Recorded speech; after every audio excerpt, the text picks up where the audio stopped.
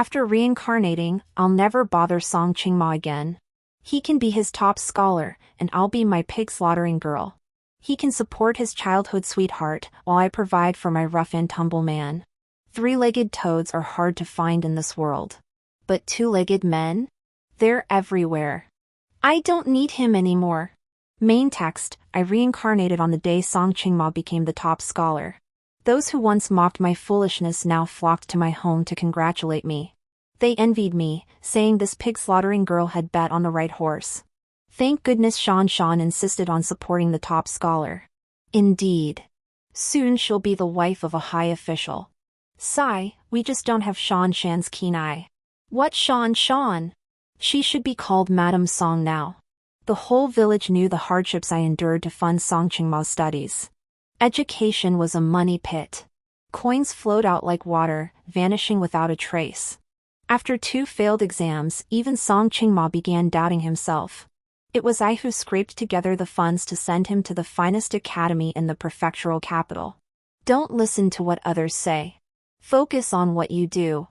I had the county's senior scholar review your essays. Change academies, and you'll succeed. So I slaughtered pigs day and night. Any job that paid, I took. Calluses built layer upon layer on my hands. Finally, I nurtured a third-place scholar. I packed my bags with joy, heading to the capital to join Song Qingmo. He married me as promised. But our days became filled with petty squabbles. I remember how he looked down on me in my past life. It makes me furious. When we were madly in love, he never complained about this or that.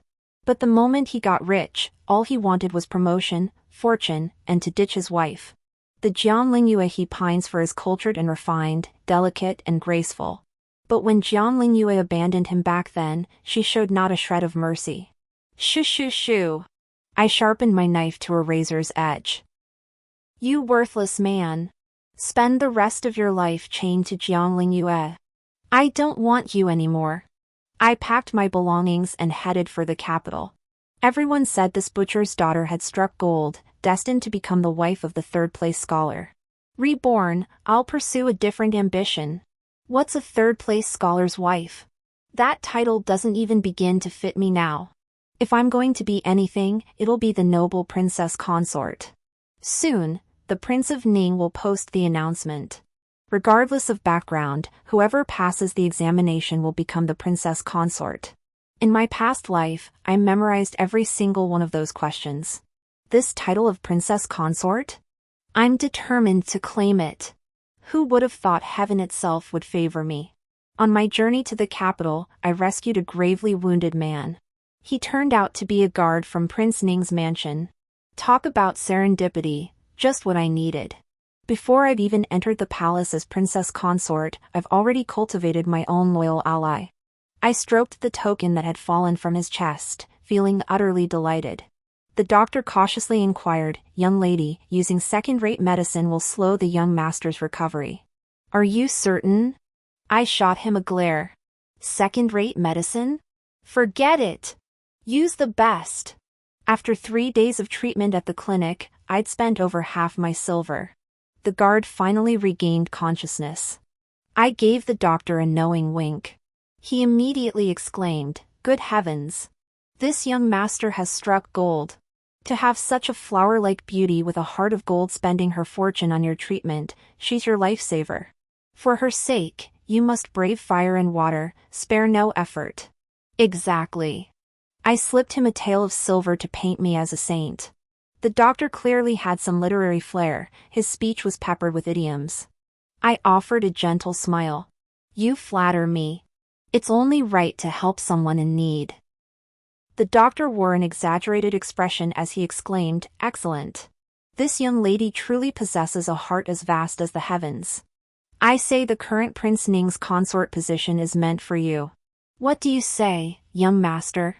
In recent days, the prince's mansion had posted official notices. The Ning prince had begun selecting his consort. The young women flocking to the capital now were practically swarming the city gates. They were scrambling to cram, learning etiquette, reading poetry and classics, all striving desperately. Heh, I was different from them. First, I already knew the questions. Second, I had this guard as my inside man. This position of Ning Princess Consort is as solid as a rock, mine for the taking. Thinking this way, I felt a surge of nobility within myself. So what if that dog of a man, Song Qingmo, became a third-place scholar? In the future, he'll still have to kneel before me and respectfully address me as consort. The young gentleman looked at me with confusion, curiously asking, "Miss, are you going to the consort selection?" I cleared my throat and said, "Young master, my name is Li Shanshan. I am also the future princess consort of Ning." "Pleased to meet you," the young man shuddered and replied politely, "Miss Li, the heroic sight of you plunging a knife into that wild boar's belly is still fresh in my mind. Between us, there's no need for such pretense. What a disaster. I spent a fortune only to rescue a money-losing liability. This money-losing liability refuses to be my inside man. He keeps insisting, 'Miss, I owe you my life and will repay you.' But as for spying on the prince's preferences, I'm afraid I can't help. No wonder he's stuck as a mere guard, utterly lacking in foresight. If I become the princess consort, what benefits would he miss out on? But I've already prepared a backup plan to guard against him." I slammed the marriage contract he'd signed onto the table and declared fiercely, "Before you lost consciousness, you signed this marriage contract in black and white. If you don't help me become Princess Consort Ning, you'll have to marry me, this uncouth, boorish pig-slaughtering woman. Think about spending the rest of your life with a peasant woman like me. How miserable would that be?" He was clearly shaken, his expression a tangled mess. Seeing I'd intimidated him, I knew the trick of giving a slap followed by a sweet reward.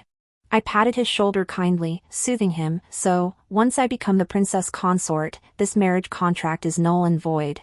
The money loser reluctantly mumbled, "Then I'll adapt as needed." I froze at his words. Adapt as needed? What does that even mean? Are you brain dead or something? Trying to turn into a chicken? That same complex look returned to the money loser's eyes. He must have thought that having someone as wise as me as the princess would be good for his future. I tooted, nodded knowingly, and said with a smile, "True. Once I'm princess, you'll be a chicken or dog ascending to heaven." Adapt to the situation, that's a good phrase. You're quite savvy, aren't you? I immediately turned to instruct the doctor to brew the medicine properly, no faking it. His face paled. "Miss, if I refuse, you'll give me fake medicine?" I shot him a look. What else?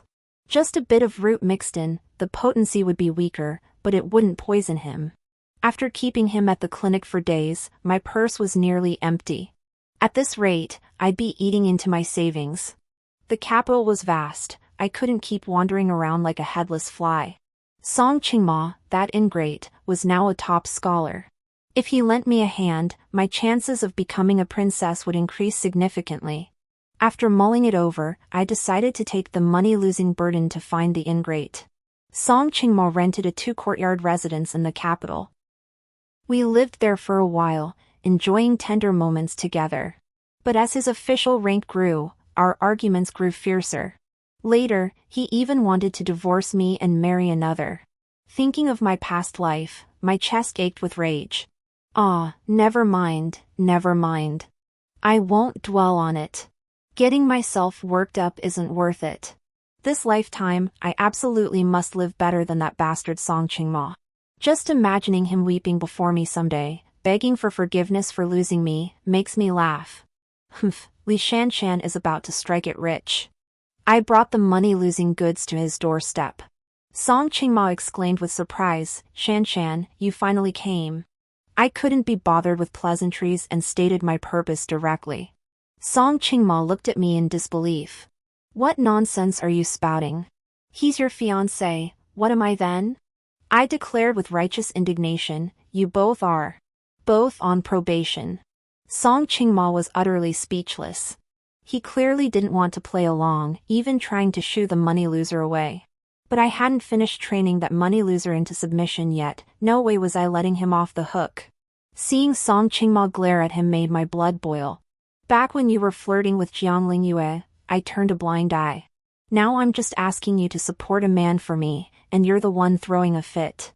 I planted my hands on my hips and snapped, "Song Qingmo, You owe me a huge sum of money. What's wrong with asking you to support a man for me? I told Song Qingmo I'd signed up for the selection process to become the Ning Prince's consort and asked him to help me. When Song Qingmo heard I wanted to be the Ning Prince's consort, he snapped, "Aren't 2 fiancés enough for you?" After saying that, he slapped his own forehead. "I'm so exasperated with you, I'm talking nonsense." He then launched into a long, earnest lecture, essentially saying my dream of becoming a princess was pure fantasy. I didn't waste words with him. I pulled out my abacus and started clicking away. What I discovered shocked me. Song Qingmo actually owed me this much money.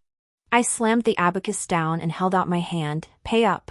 Once I get the money, I'll take this money-losing burden and leave immediately." Song Qingmo glanced at me, then placed some silver on the table. When I saw that measly pile of coins, my eyes widened like a cow's. "What? That's all you've got?" I laughed in disgust.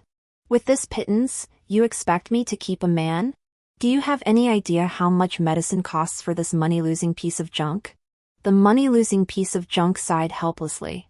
"Let me repeat, my name is Pei Qian, Qian as in dragon lurking in the depths. Who cares what kind of dragon or worm you are? If I don't recoup my investment, I'll chop you up and serve you as a side dish." I glared at him.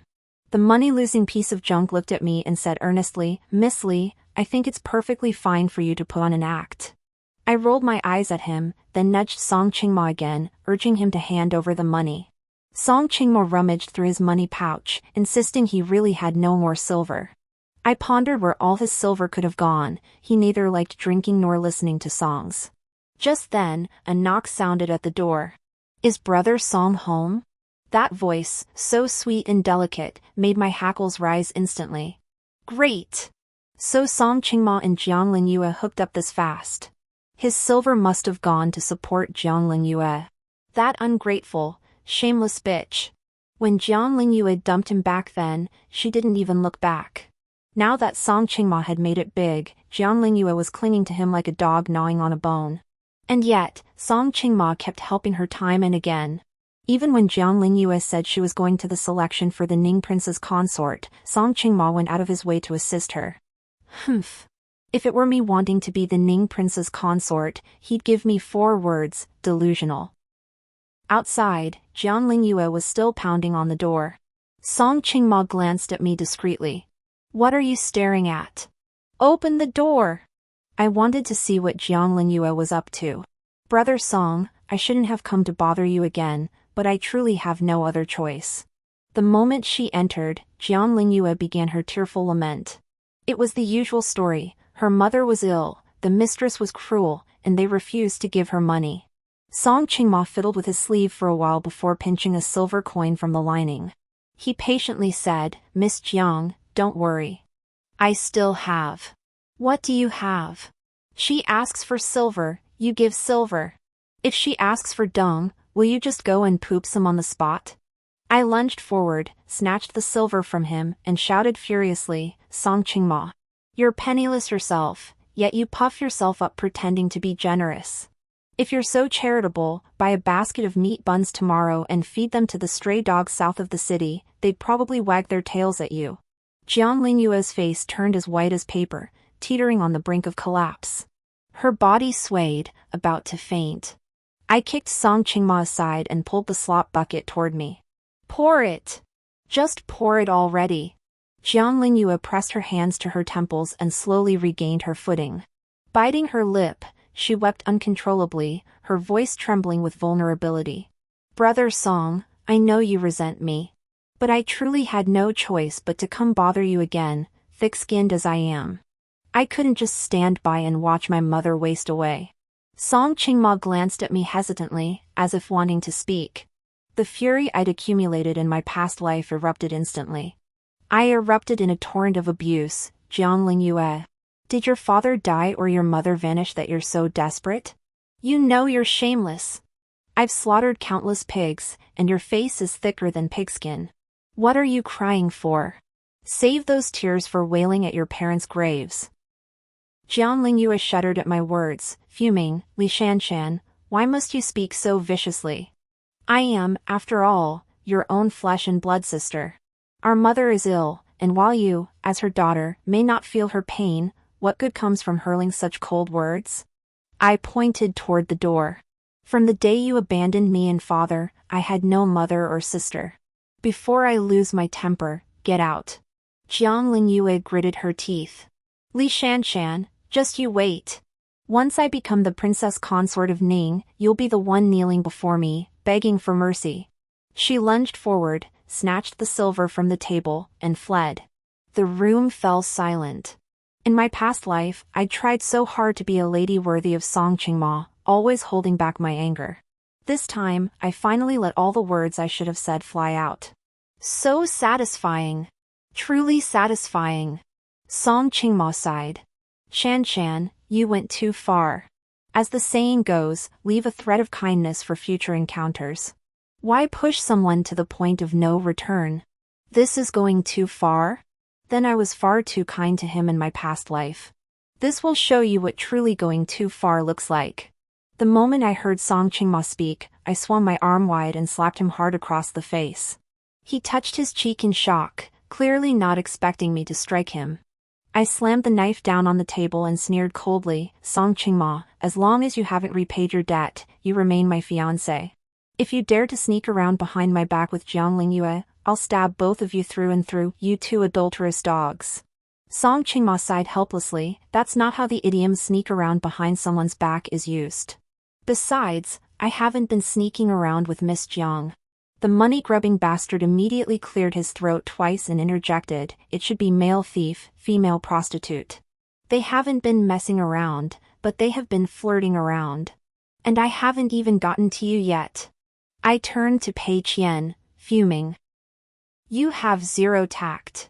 I'm shouting myself hoarse, and you don't even think to bring me water? Serving the Prince of Ning like this? I seriously doubt all that food you eat goes to your brain, you're just an empty-headed fool. The money-losing good-for-nothing silently poured me a cup of water. He asked curiously, let me say a few words. I'm really curious, why are that Jiang girl and you, Miss Li, so certain you can marry the prince? Our prince isn't some man seeking novelty. There are so many normal girls in the world, he probably won't choose either of you. Speaking of becoming a princess consort, it all ties back to an old story. Jiang Lingyue and I are twin sisters. On the day we were born, an old blind man passed by our door. He snapped his fingers and divined that one of us would become a princess consort. The moment my mother heard this, she perked up, determined to pour every effort into raising a princess consort. But our family's wealth was limited, which one should she focus on? By the time Jiang Lingyue and I turned 3, the difference became clear. She grew more beautiful and clever with each passing day. I, however, resembled a little blockhead, plump and dim-witted. Mother poured all her energy into Jiang Lingyue. Each day, she dressed her like an ethereal child descended from heaven, teaching her music, chess, calligraphy, and painting. Meanwhile, I wore my father's old quilted jacket, spending my days grimy and dusty, tending to Jiang Lingyue. It wasn't until we were both 12 that my father fell gravely ill and lost his lucrative position as grain official. Our household suddenly found itself stretched thin.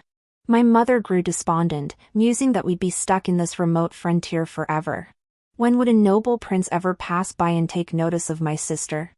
As luck would have it, an imperial inspector arrived from the capital. My mother, a skilled cook, was hastily assigned to serve as the inspector's kitchen maid. Somehow, through their interactions, the two became involved.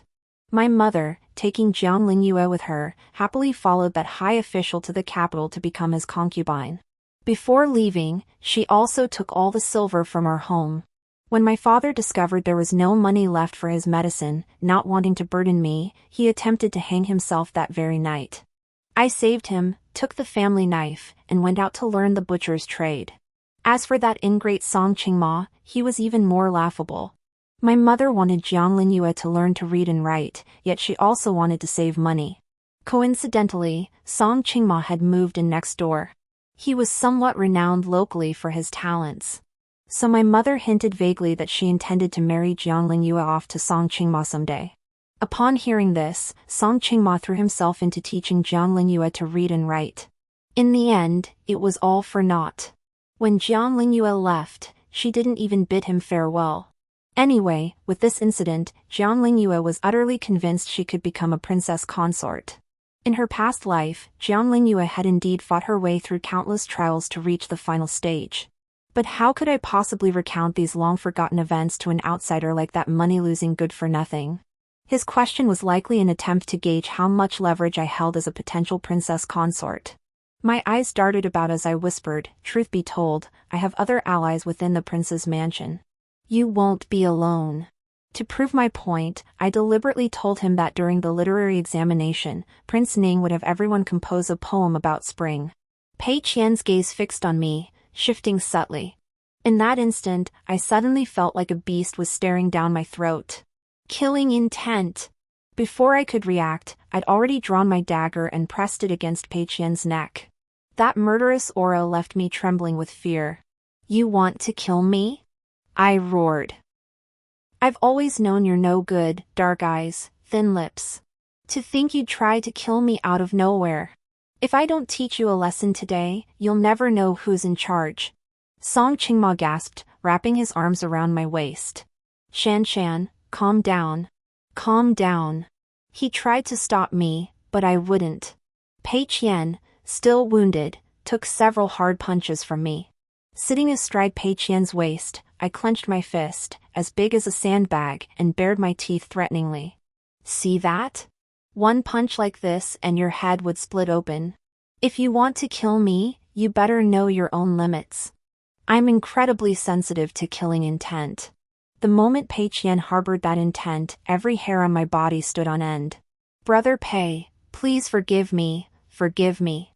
Song Qingmo held me tightly, patting my back apologetically. Shan grew up among wolves and still carries some animal instincts. "She didn't mean to hit you." Hearing Song Qingmo's words, I whipped my head around to stare at him. This incident, I'd mentioned it to Song Qingmo by chance, drunk after our wedding. He shouldn't have known about it at all. Song Qingmo's expression turned ashen, his lips trembling. Shan, I slowly pushed him away, my heart growing cold. So Song Qingmo had reincarnated too. If he hadn't, I could have bantered with him, joked about debts, and acted however I pleased. After all, one more friend is better than one more enemy. My father taught me from childhood, with friends and relatives spread far and wide, you needn't fear venturing out. Song Qingmo had passed the imperial examination as a third-place scholar, gaining considerable connections. I didn't want to burn bridges with him. But now it was impossible. I could no longer act as if nothing had happened. Because I had truly, genuinely liked him. It was only after Jiang Lingyue left that we gradually grew closer. My father lay gravely ill, bedridden and needing daily care. As an unmarried maiden, many tasks proved awkward for me. Song Qingmo, seeing this, volunteered to assist. Knowing his pride, I refused monetary payment, instead gifting him paper, ink, brushes, and inkstones. Through these exchanges, we grew familiar. During the day, I slaughtered pigs, my clothes permeated with the pungent stench. Yet upon returning home, no matter how bitter the cold, I would meticulously cleanse myself. Only when I was dressed and washed spotless would I push open the door to Song Qingmo's home. And on Song Qingmo's table, there was always a plate of my favorite white sugar cakes. Neither of us ever spoke words of love, we simply lived together like that, naturally. I earned money, he studied. Song Qingmo said, Shan, I know you're determined to outshine Jiang Lingyue. I'll study hard, become a high official someday, and secure an imperial decree for you. I'll make you shine brightly. Then your mother will realize she missed out on a good daughter like you, Li Shan. Hearing this, my eyes welled up as I replied, all right, Song Qingmo. I'll wait for you. Later, he truly passed the imperial examination as a third-place scholar, and I became an official's wife. Yet our days grew increasingly bitter. I couldn't understand why he kept secretly aiding Jiang Lingyue. After several heated arguments, Song Qingmo said wearily, Shan, no one is perfect. No matter how wrong they were, they are still your own sister and mother. Lingyue came to me begging. Seeing how wretchedly they lived, how could I just stand by and do nothing? I shouted, losing control, yes. You should have done nothing. I should be living well while they suffer, that's how it should be. Song Qingmo, I'm no saint, and I'll never forgive them for abandoning me back then. As my husband, you should stand by me and help me hate them. I'll never forget the look in Song Qingmo's eyes at that moment. He seemed to be staring at a rabid beast. In that instant, he appeared to regret marrying me. Later, I was invited to a spring banquet by a noble in the capital. At the banquet, Jiang Lingyue pushed me forward, grinning as she demanded I compose a poem. I awkwardly explained I couldn't write poetry. Jiang Lingyue backed down, saying I should recite a poem instead. With 7 characters per line, I stumbled over 2 words, drawing snickers from the crowd behind my back. When Song Qingmo heard about it, he simply said, "Just don't attend such banquets in the future. Why give them more to laugh about?"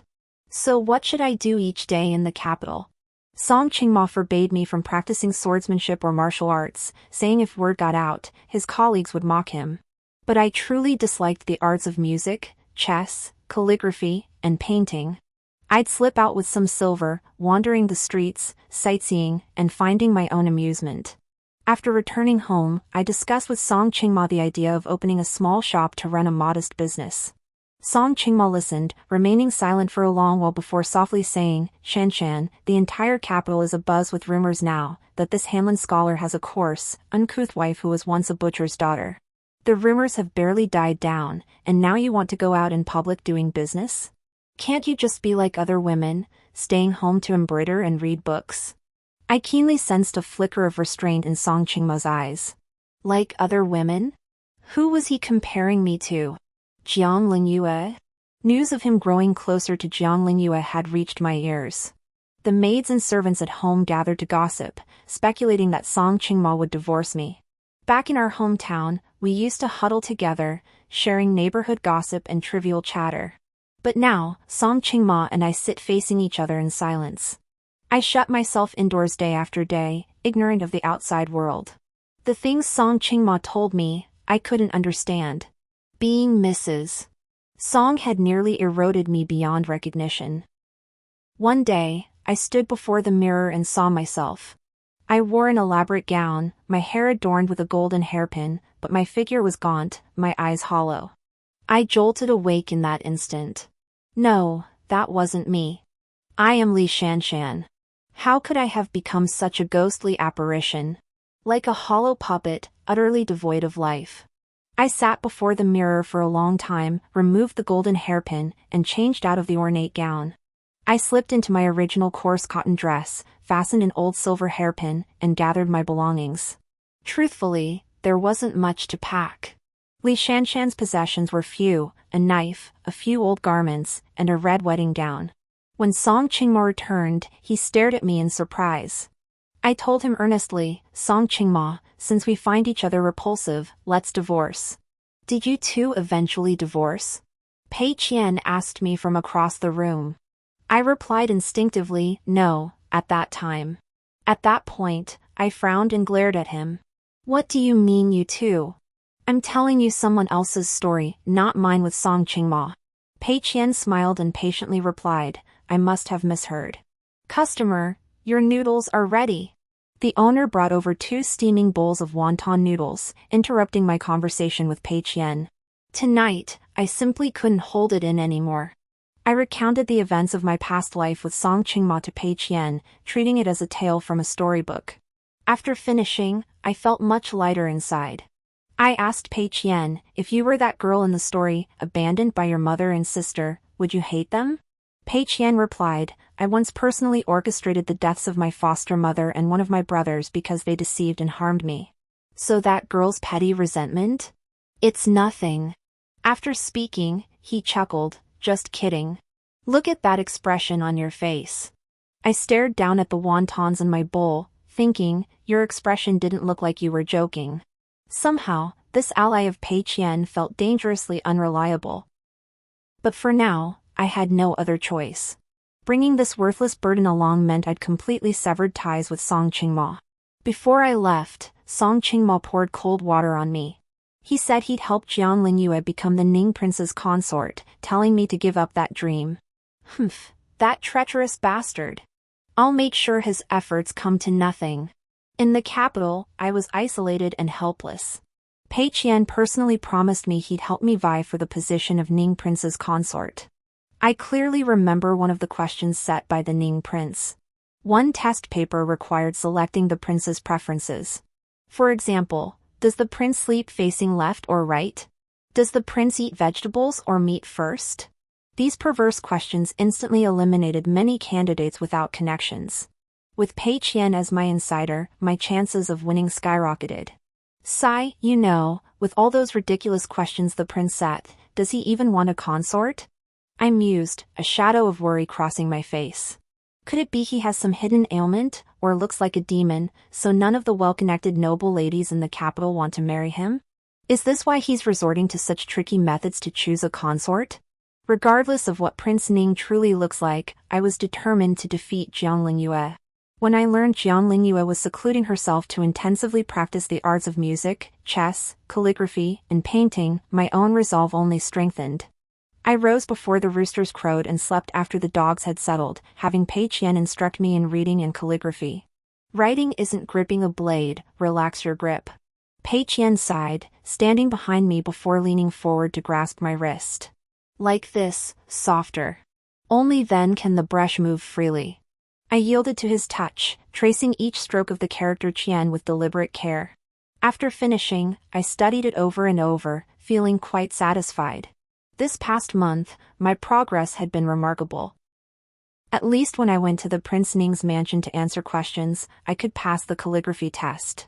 Pei Qian sat in his chair, looking perfectly at ease as he remarked, "You're putting your all into becoming a princess consort, but you're wearing me out." Hearing this, I chuckled softly and quickly stood behind him, massaging his shoulders. Pei Qian had truly worked tirelessly these past days. Before, just seeing those characters would make me drowsy. But Pei Qian broke down the characters to teach me, weaving them into nursery rhymes and picture books, making learning feel effortless. I painted him a rosy picture. "You're injured now and can't serve as a guard at the prince's mansion. Once I become the princess, I'll transfer you to my personal service. You'll enjoy a life of leisure by my side every day." Pei Qian had recently returned from the prince's mansion after gathering information for me. Upon his return, he told me that he'd been seriously injured during his last outing, and the mansion no longer employed him as a guard. His body hadn't fully recovered, so he wouldn't be able to do any physically demanding work in the future. "We're in this together now, our fortunes rise and fall as one." Pei Qian listened, then gave a lazy smile. "Then I'll thank Her Highness the Princess Consort in advance. My massage skills were honed when my father was bedridden." As I worked on Pei Qian, he actually fell asleep right there on the soft couch. I quietly covered him with a blanket and went out to buy medicine for him. The day before yesterday, he suddenly fainted, giving me quite a scare. The doctor who came to examine him said he was weak and deficient in qi, needing warming tonics. When I inquired at the pharmacy, I discovered some medicines had gone up in price. I checked the silver in my purse, it wasn't enough. Lately, between renting the house, buying supplies, and treating Pei Qian's illness, the silver kept flowing out without any coming in. It had long since run out. I touched the wolf's tooth pendant hanging around my neck, thought for a moment, then turned and pawned it. Pei Qian had been so kind to me, staying up late to help me make picture books for learning to read. I couldn't stand by and watch him go without medicine. After returning home with the herbs, I found Pei Qian lying on the floor, deathly pale. His breath was faint, his body cold as ice. No matter how I called out, he wouldn't wake. My mind buzzed with terror. If young Master Pei has fainted from qi deficiency and coldness, Miss Li, do not panic. It stems from stagnant qi and blood. Boil a tub of hot water, add these herbs, and have him soak for 15 minutes. He will gradually recover. Recalling the doctor's words, I steadied myself. Right, hot water. Ever since learning of Pei Qian's condition, our household kept hot water ready at all times. I'd even splurged on a special bathtub for him. When buying these things, I teased him about having a body like a guard but ailments fit for a prince. He joked back, saying he might just drop dead any day. "Pei Qian, you absolutely must not die. I haven't become princess consort yet." I lifted him and placed him in the tub. But he was unconscious, his body slipping into the water. I had no choice but to step into the tub myself, holding him as we both soaked. The hot water steamed, its heat enveloping me. Gradually, warmth began to return to Pei Qian's body. "Pei Qian, if you don't wake up soon, I'll boil to death in here. I'm about to pass out." With no other choice, I stripped off my outer robe and tossed it aside. Who knows how long passed before I actually started bleeding from my nose. My mind was foggy, my body burning with heat. Pei Qian, however, felt cool against me, so comforting to hold. He rested his head on my shoulder, and I couldn't help but study him closely. Why did Pei Qian suddenly seem so strikingly handsome? Fair skin, rosy lips, delicate features. Those lips. They looked so delicious. Without thinking, I leaned in and bit them. In my daze, I hadn't noticed Pei Qian had opened his eyes. I stared fixedly at the wall, too scared to turn over. The sun was high in the sky already.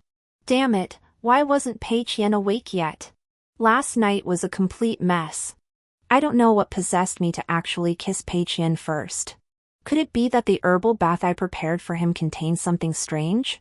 Pei Qian lost all restraint, pinned me against the tub, and bit down on my neck.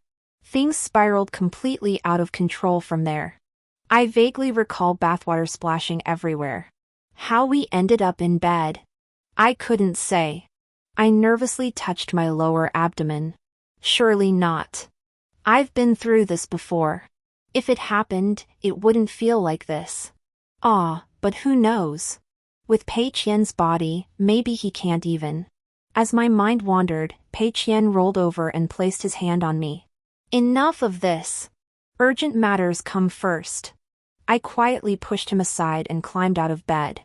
After dressing and stepping outside, I found Song Qingmo waiting at the door. His gaze fell on my neck, and he paused, slightly startled. "What? You want to come with me to Prince Ning's mansion?" I said confidently.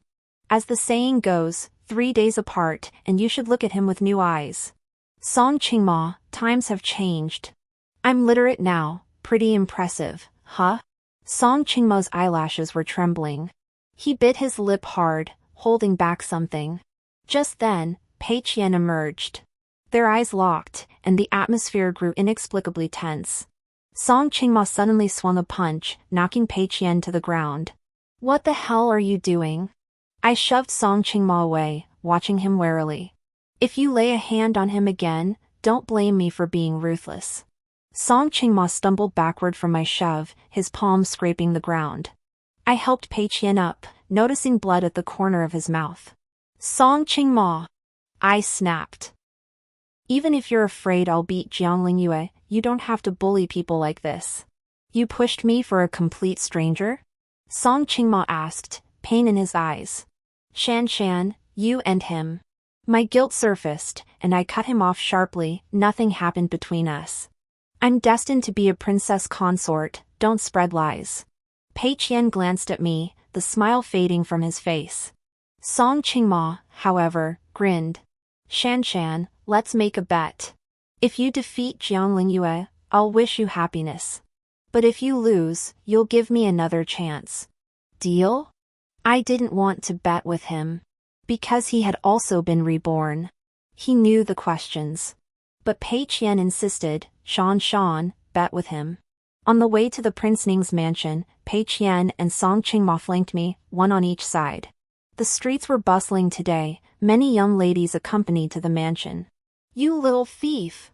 You dare run!" A girl's voice rang out from the crowd. I spotted a thief darting toward me. As he passed, I kicked him hard in the knee. The thief had some skill. He scrambled up, drew a knife, and lunged at me. Unflinching, I swept my leg out, hooked his neck, and twisted him to the ground. The girl who'd been chasing the thief rushed over and bound him. Spotting me, she smiled. "What a coincidence, it's you again." I saw her in her indigo-dyed, waist-cinched constable's uniform, her long hair held upright by a black silk ribbon, looking dashing and spirited. Looking closer, I recognized her as the woman I'd encountered half a month ago during my nighttime wanderings. Back then, she'd been dressed in plain clothes, grappling with a menacing-looking man. Seeing her struggling, I'd drawn my blade to help. Never imagined we'd cross paths again today. A badge still hung at her waist. That night, I was in such a hurry I didn't get a chance to thank you properly, she said with a smile. I'm Qingmo, constable of the 6 gates. Your skills are remarkable. Did you learn them from family? A constable? Can women serve as constables? I answered honestly, Miss Qing flatters me. My name is Li Shanshan. I grew up in a frontier garrison town, learning some martial arts from uncles who served in the military. It's hardly a family tradition. Qingmo pondered thoughtfully. No wonder your swordplay that night was so bold and sweeping, it has the flair of a military man. To hone such rudimentary techniques into that level of skill, Miss Li shows remarkable talent. Her praise made me feel a bit embarrassed. Qingmo handed me a copper coin, her voice earnest. If you ever wish to join the 6 gates, bring this coin to me there. I must now head to Prince Ning's mansion to oversee a martial arts trial. There's no time for further discussion. The men who arrived later took away the bandit she'd captured along the way. Clutching that coin, I felt an inexplicable warmth in my heart. So women could become constables too. Miss Chang's uniform looked truly splendid. As she walked the streets, everyone's gaze met hers with reverence. No one found her swordplay unladylike, nor did anyone complain about her stride. I'm also heading to Prince Ning's mansion to participate in the selection for his consort. Since Qingmo and I were going the same way, we walked together. Along the way, she shared some stories about the 6 gates. It turned out that anyone with the right skills, regardless of gender, could join the 6 gates as constables after passing the assessment. Her words ignited a fire within me. At the mansion gates, a sea of people had gathered. Qingmo bid me farewell. She glanced at Pei Qian and remarked meaningfully, I felt an instant kinship with Miss Li. In our brief conversation, I sensed your sincere and earnest nature. Perhaps you feel some loneliness, yearning for companionship on your journey. But Miss Li, fierce beasts roam this world. Beware the hungry wolves hiding behind masks. Before I could grasp her meaning, Qingmo had already entered the mansion. Pei Qian gave a soft snort, his irritation unclear. Brother Song. Jiang Lingyue approached, her face veiled, greeting me warmly. Beside her walked a lady. The lady's gaze fell on me, hesitating as she asked, Shanshan, you. I immediately tugged at Pei Qian's arm. Too many people here. Let's find somewhere else. An elderly matron of dignified bearing emerged from the mansion, announcing the start of the trials.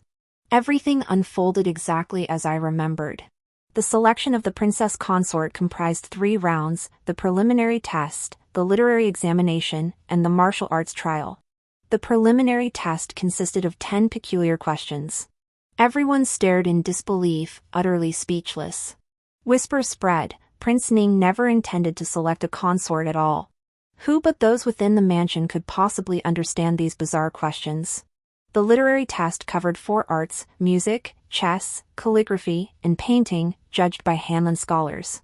The martial test consisted of a single round. Candidates chose their preferred weapon and sparred against an examiner. In my past life, I recall it being a dark-faced man presiding, but this time it was Qingmo. After these questions were announced, everyone was stunned. They felt the Prince of Ning wasn't seeking a consort at all, but clearly searching for a female top scholar proficient in both literary and martial arts. No wonder none of the capital's noble ladies applied, it sounded utterly ridiculous. Still, having come this far, they had no choice but to grit their teeth and proceed. The preliminary round weeded out many, leaving mostly those with connections. For the second literary test, I sat next to Jiang Lingyue. She glanced at me with confidence. In the poetry section, she took first place. I instantly recognized Song Qingmo's handwriting in her work. I refused to cheat, composing my own poem honestly. The examiner read aloud, next is Li Shanshan's poem, Ode to Geese. Emerald Lake glistens bright, white geese quacking chatter. Farmers see them, salivating, one pot can't hold them all. This poem, brims with childlike charm, quite delightful. Pass. I breathed a silent sigh of relief. This round alone weeded out many who lacked literary skill. Jiang Lingyue stared in disbelief. Li Shanshan, you passed with poetry like that? Seems the girls competing this time are truly lacking. After speaking, she seemed to gain a bit more confidence. Seeing I ignored her, Jiang Lingyue fumed. Just now, mother tried to greet you, and you completely ignored her. Li Shanshan, do you think we've had it easy all these years in the capital? Why do you always treat me with such hostility? If I become the princess consort, I didn't want to deal with her and sat down directly in front of a zither. Sigh. Playing the zither, this isn't something you can master overnight. When Pei Qian taught me, he suffered through it, telling me, Shanshan, just give up practicing. If you don't become the Ning prince's consort, I'll go deaf first. Then we'll just leave it to fate. Just as I was about to play, the examiner announced, for this round, we'll draw lots. One person will be exempt from the test and advance directly. Miss Li, you're closest to me, you draw first. Ugh, this was pure luck. And I've never been one for good fortune. Nervously rubbing my hands, I took a paper slip and handed it to the examiner. The examiner glanced at it and announced loudly, Congratulations, Miss Li. You advanced directly. Good heavens, my luck is unbelievable. Jiang Lingyue muttered, You really got lucky. I turned to look behind me. Pei Qian met my gaze and raised his hand to clap softly for me. I smiled back at him. Song Qingmo watched me with furrowed brows, lost in thought. Perhaps he feared I might actually become the princess consort, leaving Jiang Lingyue utterly humiliated. As the next rounds unfolded, my confidence soared. Chess. I played wildly, just as Pei Qian had taught me, a chaotic assault that defeated the master. Victory! Painting! I'd crammed at home, frantically practicing plum blossoms. Passed. Heaven help me! I was getting closer and closer to the princess consort's throne. By the martial arts trial, only 10 remained. Jiang Lingyue selected 2 swords, while Qingying casually picked up a spear. Not truly competing, Qingying effortlessly knocked Jiang Lingyue's dual swords aside. She remarked, though it's all show, she wields them well. Pass. Jiang Lingyue exhaled in relief, wiping sweat from her brow. The others took turns sparring with Qingying while I watched intently. Finally, it was my turn. I selected a standard military blade. Gripping the sword, feet apart, I focused my chi and politely offered, Miss Ching, please. Qingying studied my stance, her gaze sharpening slightly. She replied solemnly, Miss Li, please. Shan, when you grip the blade, clear your mind of everything. Fix your eyes on the target before you. Slash. Thrust. Cut. Swordplay is never about flashy tricks. It must be swift. It must be ruthless. Qingying wielded her spear with agile footwork. My blade grew faster and faster. When Qingying's spear thrust toward my blade, I pressed the sword against my arm, twisting my body like a rope and flicking upward. With a thud, her spear was knocked from her grasp. The entire arena fell silent. Qingying rubbed her numb arm, astonished. Miss Li, you possess tremendous strength. I hurried forward to massage her arm, apologizing, I'm sorry. I'm used to slaughtering pigs, so I'm a bit strong. At these words, Qingying's eyes crinkled with laughter. I felt a bit embarrassed for a moment. Qingying linked her arm through mine and smiled, Shanshan, we're friends now, right? Can I call you that? Of course. My heart warmed. Friends, what precious words those were.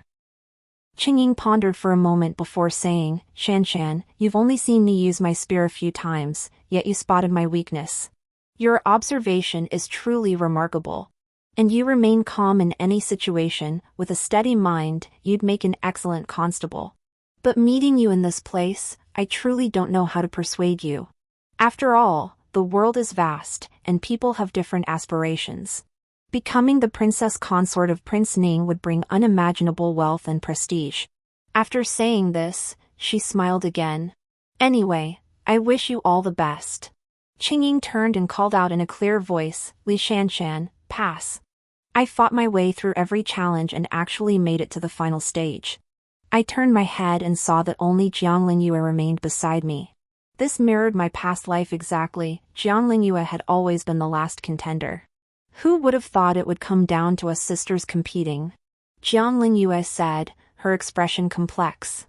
Li Shanshan, do you know what I sacrificed for that blind man's oracle? No matter what, I won't let you have it. I absent-mindedly touched the copper coin Qingying had slipped into my sleeve. Just then, the matron steward stepped forward. Ladies, the final test is one of luck. Whoever rolls the highest number with this die shall become the princess consort of Ning. After the consecutive literary and martial trials, we were both exhausted. The matron dismissed us to rest. My steps felt light as I walked. Could it be this simple? Was I truly about to become the princess consort of Ning? When it came to gambling, Jiang Lingyue was bound to lose. After stepping outside, a noble lady suddenly knelt before me with a thud. Tears streaming down her face, she pleaded, Shanshan, please give this position to your younger sister. I looked at her, a strange emotion welling up inside me. Before coming to the capital, I had thought that with my past life's experience, I would become the princess consort of Ning. Then, when my mother saw me, she would surely look at me with new respect, regret abandoning me, regret mistreating me. She might even kneel and beg for my forgiveness. But today, here she was, sobbing and kneeling before me. Suddenly, it all felt utterly meaningless. I stepped away from her and sat on the nearby steps, silently fingering the copper coin. I recalled when I was 4 years old and fell gravely ill, requiring a large sum of silver for treatment. When father learned, he emptied our family's savings to buy medicine. But mother clutched me, then turned and cast me into the snow-covered mountains. She said, Shanshan, don't blame mother for being heartless. Your sister is destined to be a royal consort. Without money, how could I nurture her? I truly longed for a life of luxury, Shanshan. Die here quietly and stop haunting me. My mother had been beautiful since childhood, and everyone predicted she'd marry a high-ranking official. Yet she ended up with my father, an unremarkable grain official, and never accepted her lot. Only when the blind seer prophesied Jiang Lingyue would become a consort did she find hope.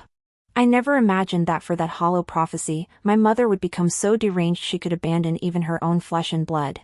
She always believed I was too young then to remember it. But I remember it all. I remember how I struggled, how I cried and begged her not to leave me.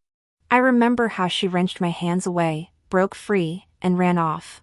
In the mountains, I was rescued by a mother wolf who had lost her cub. I lived among wolves for 2 years. Later, my father and several uncles never gave up, venturing into the mountains repeatedly to search for me. When they found me, my wolf mother lay dying, locked in a fierce struggle with a wild leopard. And there I was, a 6-year-old child, clutching a bone knife, perched atop the leopard's head, stabbing at it with all my might. After my father brought me home, he lost his temper with my mother for the first time in his life. You actually lied to me, saying Shan was eaten by wolves. How could there be such a heartless woman in this world? My mother shouted back, if I were heartless, I should have abandoned my gambling-addicted father long ago. I shouldn't have accepted your kindness and married you. Otherwise, I'd be living a life of luxury and honor by now. You ruined me. This family dragged me down. Back then, I was clueless, like a wild beast, yet I instinctively walked toward my mother. When she saw me, she actually stepped back. Watching me from afar, tears streaming down her face, she said, Shanshan, don't blame your mother. Once your sister becomes the princess consort, we'll be above everyone else. All your sacrifices will be worth it. Princess. Those 2 words were my nightmare, my mother's obsession, my family's misfortune. After my rebirth, I too became obsessed with becoming a princess, to make my mother regret, to outdo Jiang Lingyue once, to make Song Qingmo look at me with newfound respect. How pathetic, how laughable. Perhaps fate was smiling upon me. The final contest? Dice rolling. My years at the frontier with my uncles taught me all sorts of underhanded tricks. Perhaps my time as a wolf-raised child honed my hearing. I could discern the dice's numbers. My mother knew this, which is why she came begging on her knees the moment she found out. Li Shanshan, Pei Qian approached me, his voice soft. You're about to win. You'll become the princess consort. Why are you crying? I shook my head, wiped the tears from my face, and said nothing.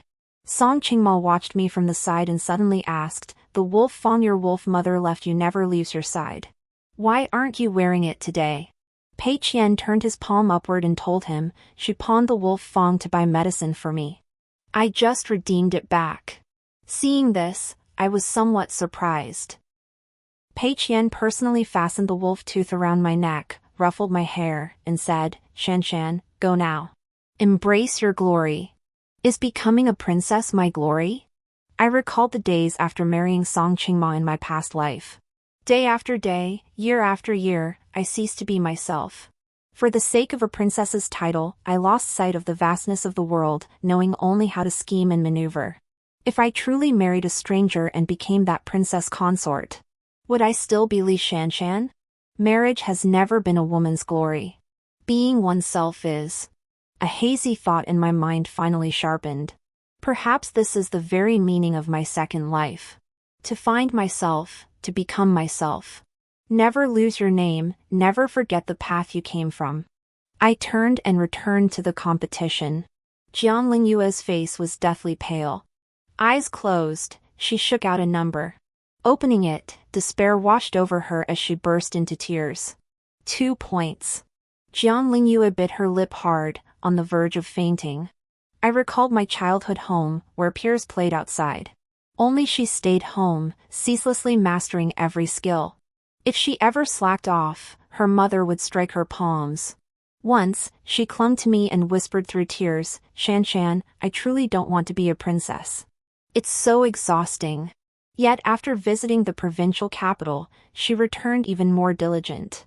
Jiang Lingyue gazed at me with longing. "Shanshan, you should have seen the general's wife's pomp and circumstance. Goodness, the golden hairpin on her head nearly blinded me with its brilliance. Her dress was so splendid, so light and soft. At the banquet, those dishes, I'd never seen anything like them. If I became a princess consort, wouldn't I be even more prestigious than her, living a better life?" She slipped me some of her secretly stashed dried fruit and whispered, "Don't let mother see. Eat it quietly.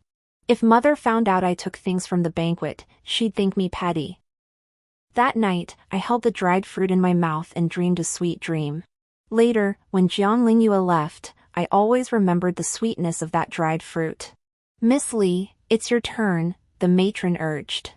I picked it up, gave it a casual shake, and opened it. The matron glanced at it and declared, "Miss Li wins." Jiang Lingyue glanced at the score on the table, covering her mouth with a gasp. 1 point. Jiang Lingyue had won. She was now the consort. I pulled the copper coins from my sleeve and walked toward Qingying outside the arena. My eyes burning with determination, I said, "Miss Cheng, I wish to join the 6 gates." Qingying took the coins and smiled. "I'm merely a guide. Whether you join depends on your own abilities. But Shanshan, I believe you can do it. I look forward to you joining the 6 gates and embracing the glory that belongs solely to you." 14 Song Qingmo, the side story. It was my ridiculous pride that destroyed the bond between Shanshan and me. I once believed that becoming an official would grant Shanshan the best life possible. But after settling in the capital as an official, I realized life had only just begun. I was merely a low-ranking official without connections, even slower than others at navigating social niceties. I hear Magistrate Song's wife used to be a butcher's daughter. Really? She looks so bright-eyed and graceful, a truly elegant beauty. Who'd have guessed she once did such lowly work? My wife says Lady Song can barely read, yet she can polish off 2 bowls of rice at a meal. I saw her the other day, she walks with such briskness, more manly than most men. Standing at the doorway, listening to my colleagues' after-dinner gossip, I felt a chill run through me. I knew I should step inside, refute them, defend Shanshan. But in the end, I didn't. What could I possibly say? Though Shanshan never attended school, she was no ignorant woman. She possessed a keen eye for observing the world and a subtle compassion. When spring blossomed, she rejoiced at budding willow branches and melting rivers. Seeing fledglings fall from trees, she would gently return them to their nests. Shanshan is like resilient reeds, a mountain spring. She is one of a kind. People only see her exterior, unaware of her inner self. I couldn't bear to let them speak of Shanshan like that. So I endured and told her quietly, Shanshan, you shouldn't associate with those people anymore. From her stunned and disappointed expression, I gleaned some truth. Perhaps, no matter how much I hid it, a trace of weariness and disdain had slipped through. Yes, I too had wondered, why couldn't Shanshan learn to read and write for me? Why couldn't she study etiquette to mingle gracefully with the other noble ladies? I knew that uttering these words would push Shanshan away. She had her own pride. After much deliberation, I resolved to help Jiang Linyue become the princess consort. For I had learned the examination questions set by the Prince Ning's mansion. This matter was assigned to me by Her Imperial Majesty the Empress Dowager. The Empress Dowager had been losing sleep over Prince Ning's marriage. Fine. Fine. He wants a woman who excels in both literary and martial arts, who is witty and understands him, right? The Empress Dowager exclaimed angrily. Song Qingmo, you set the test. Find him a princess consort of Ning. In that instant, I recalled the oracle's prophecy that Jiang Linyue would become a princess consort. All of this was fate. If Jiang Linyue became the princess consort of Ning, I would have a powerful ally in the capital. But Shanshan didn't understand me. Her likes and dislikes have always been clear-cut. If she knew, she would never allow me to help Jiang Linyue.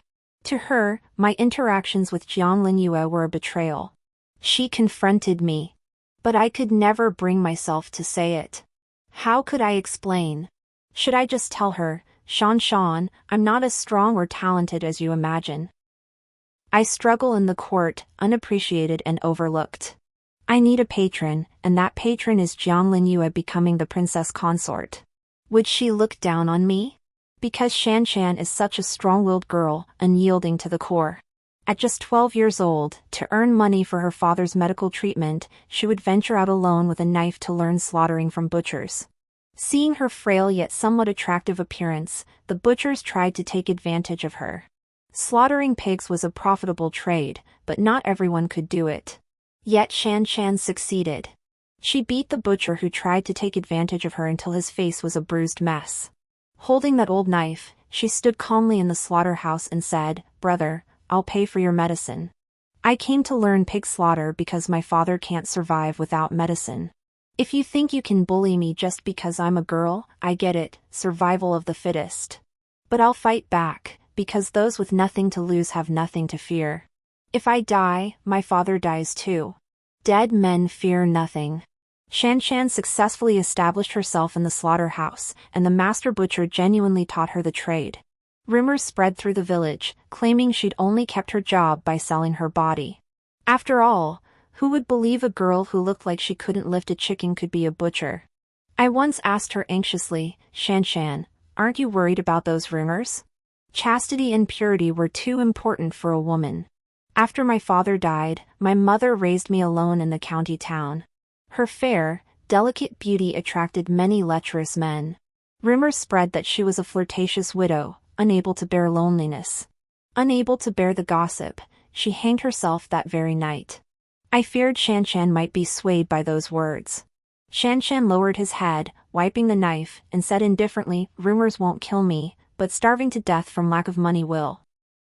Song Qingmo, you needn't pay them any mind. Hearing this, I froze. Seeing my silence, Shanshan patiently continued, those spreading gossip are just jealous that the old master taught me his craft. If I let it affect me and stopped going to the slaughterhouse, I'd be giving them what they want. In life and work, just be true to your conscience. After all, we live for ourselves, not for others. I found myself recalling words from a wandering knight's tale I'd once read. Let them be strong, for the breeze still sweeps the hills. Let them be fierce, for the moon still shines on the river. Shanshan possessed profound wisdom. My relationship with Jiang Linyue angered her. She was a girl who couldn't hide her feelings, what she said was what she meant. She began to coldly distance herself from me. I told myself to be patient, I'd sort everything out eventually. But events spiraled far beyond my expectations. Shanshan demanded a divorce, leaving me utterly distraught. Jiang Linyue triumphed, yet Prince Ning died. It felt like the heavens were mocking me. They say Prince Ning ventured out without guards, lost in the wilderness, and was gored to death by a wild boar. Just listen to that, how absurd is that? Returning home in a daze, I discovered Shan Shan was dead too. She lay on the ground, silent, drenched in blood. I was utterly lost, not even knowing how to react. The Six Gates officer said guiltily, "This young lady saw me pursuing the killer at night and came to assist me, only to meet her end. My name is Qingmo. If you have any need of me, I'll give my life without hesitation." How could she have died? I rubbed my face, bewildered. Shan Shan's swordplay was exceptional. She could even fight off wolves and tigers. Qingmo frowned. When she stepped forward to help me, she seemed utterly confident. Yet her sword movements were clumsy, as if she hadn't practiced in ages. Even in her final moments, she seemed stunned by how much her skills had deteriorated. Hearing this, I realized it was me who deserved to die. That's why when I fell into the river in a daze, I didn't even cry out for help. Heaven took pity and granted me a second life. I thought Shan Shan and I could start over. But I never imagined Shan Shan also remembered her past life. Impossible. Everything was impossible now. All the pent-up anger she'd hidden from me erupted in this life. The moment Shan Shan saw me, she exploded like a firecracker, crackling and popping. Later, when she learned I too had been reborn, she quickly calmed down. I thought, it's over. Completely over. In that moment, in her eyes, I wasn't even worthy of being an old friend. Fate always toys with us like this, offering hope only to plunge us into despair. Jiang Yue emerged victorious once more. Upon learning of Prince Ning's unexpected death, she resolutely chose to become his consort. The Empress Dowager demanded she observe mourning rites. Jiang Yue would spend her entire life in a living widowhood. She could no longer wear silk and brocade, only plain robes. She could not partake in delicacies, only vegetarian meals. Each morning, she must rise to copy sutras and pray in the Buddhist hall. This was the life of a princess consort she was determined to live. Jiang Yue wept as she declared, "My entire existence has been forged to become a princess consort. If I abandoned this chance, what meaning would my life hold?" Later, I happened to meet Jiang Yue at the palace gates. She wore all white, her head adorned with silk flowers. She looked gaunt and emaciated, her eyes devoid of any spark. Yet wherever she went, everyone knelt before her, respectfully addressing her as Your Royal Highness, the princess consort. Kneeling on the ground, I thought to myself, perhaps Jiang Yue had gotten what she wished for. And what about me? Jiang Yue stood before me for a moment, her voice soft. "I pleaded with the Empress Dowager for a position for you, a repayment for teaching me poetry and literature. Song Qingmo, you never truly loved me. You taught me because my mother feared an affair might blossom between us, always sending Shan Shan to watch us. The one you ever wanted to see was her, wasn't it?" Caught off guard by her words, I countered, "Then why did you always spout nonsense in Shan Shan's presence, claiming I had feelings for you?" Jiang Yue gave a faint, bitter smile. Perhaps it was vanity speaking. A transfer order arrived, assigning me to the Ministry of Justice as a deputy minister. This meant I could see Shan Shan every day. The Six Gates, subordinate to the Ministry of Justice, shared the same office complex. That constabulary is quite something. Indeed. Only 2 years in the Six Gates, and he's already solved 3 extraordinary cases. A talent worth nurturing. After joining the ministry, I often heard colleagues praise Shan Shan, and I felt a quiet pride. During the noon break, lively chatter and laughter drifted in from outside. My colleagues all went out to see. "Everyone, come over. On the 5th day of the 10th month, I'm hosting a wedding banquet at Tongqing Tower." Shan Shan held out red paper-wrapped wedding candies, distributing them to everyone. Qingmo teased, "So you've set your heart on that Pei Qian and won't change your mind?" Shan Shan glanced around and quickly retorted, "No more changing. Don't even suggest it." Seeing her flustered expression, everyone burst into laughter. Well, the renowned constabulary of the Six Gates is actually under her husband's thumb. Ha ha ha. You have no idea how jealous her husband is, you can smell the vinegar from miles away. Last time I momentarily forgot Shanshan was a girl and put my arm around her shoulder, that look from Mr. Pain nearly killed me with his glare. Ah, Shanshan, why not consider my brother? Pei Qian's health is poor, he's always taking medicine, and he's just an accountant at an inn. We're all family, so I won't beat around the bush. After years of handling cases, I've learned to read people. Your husband, all show and no substance, is no good. Shan replied sternly, I know Pei Qian can be harsh and cold, but he treats me with genuine warmth. If he's ever offended any of you, I beg your forgiveness. We stand as one, his virtues are mine, his faults are mine.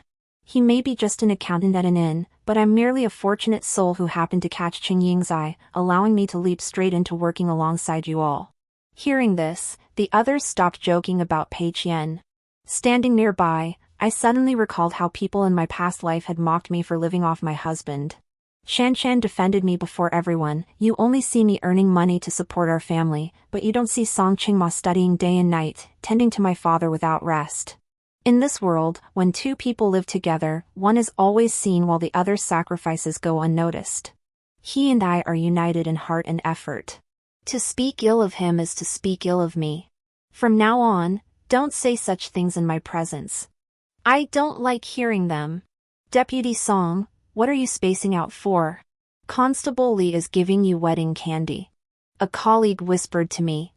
I looked up to find Shanshan standing before me, smiling brightly. She said plainly, Deputy Song, on the 5th day of the 10th month, you're welcome to join us for the wedding banquet at Tongqing Pavilion. I clutched the wedding candy and murmured, all right. I knew I couldn't show any unusual emotion.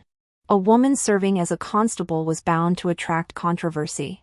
Shanshan's rapid promotion and generous rewards had already earned her many jealous eyes. If they learned I'd once been betrothed to her, it would only bring her more trouble. Shanshan, in this life, I'll be your rock. Do whatever your heart desires.